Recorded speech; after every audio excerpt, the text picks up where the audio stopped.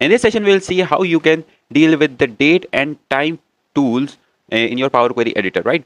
So I'm here working on this data set, and what I have to do here, I'm this orders data set, and I have this required date and the order date and the ship date, right? So these three are in the date format, right? You can see this is in the date format, right? So what I'm going to do here is that there is a from date and time uh, portion in this Power Query editor, right? It is solely dedicated for the date and time type of data, right?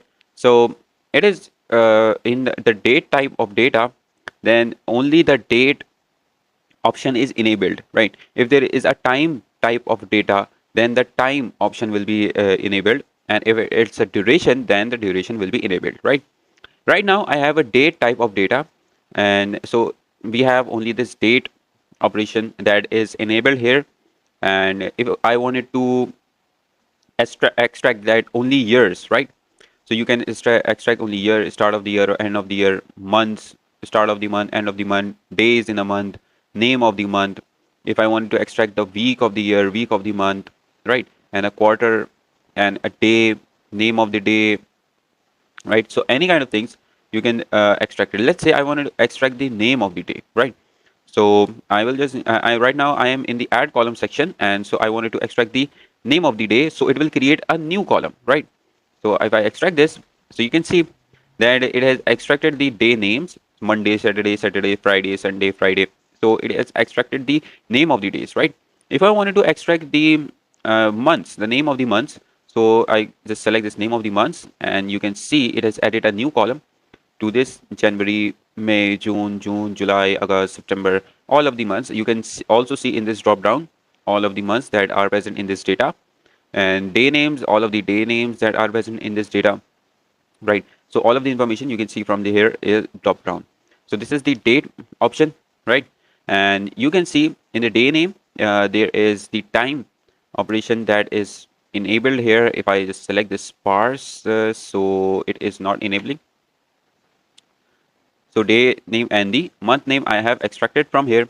What you can do here is that you can also get the difference of the two dates, right? If I extract the difference of the two dates, then I will get the duration. Let's say this is the order date and this is the required date, right? If I subtract these two operations, like if I wanted to just subtract these two columns, what I'm going to do here is I'm just going to make a custom column in which I have to just select this required date minus order date, right? So if I just date duration, rename this and okay. Now I got the duration, right? Like days, hours, minutes, and seconds, right? So days, hours, minutes, and seconds. So this is the 7 days, 0 hours, 0 minutes, 0 seconds. So yeah, this is in the form of duration. If I select this duration, so now you can see the duration option has been enabled. And if I wanted to select the days, and so yeah, only the days are the extracted from here. But what if I wanted to select the hours? Then it is showing me 0 hours. Why? The reason is that it is showing in a format like 7 days, 0 hours, 0 minutes, and 0 seconds, right? So we didn't have an exact time in our data set. So it is assuming that it is at the 12 a.m., right? So yeah, that's why it is the showing this 0 hours, right?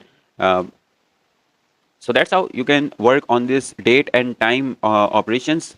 I hope you have understand this. And if you have any kind of doubts, then you can definitely ask me in the comments. Thank you.